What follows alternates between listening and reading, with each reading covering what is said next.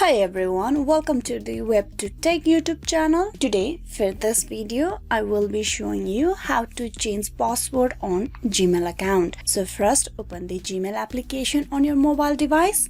Once you open your Gmail mail, you need to tap on the profile icon on the top right. Tap on that. There, you need to tap on Manage your Google account. Tap upon that option. Now once you're at the mail settings section or your Google settings section, you need to scroll down to the options over here and tap on security.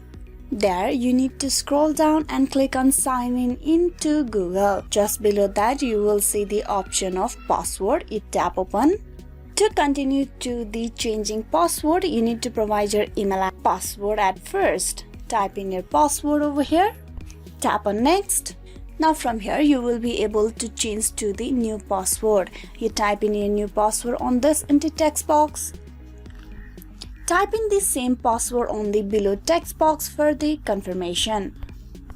Once you have typed in the password on the both text box, you tap on change password. Your password was changed, and with this process you have successfully changed your password for your Gmail account. Hope this video was useful. Please like and subscribe the WebToTech YouTube channel. Thank you for watching till the very end.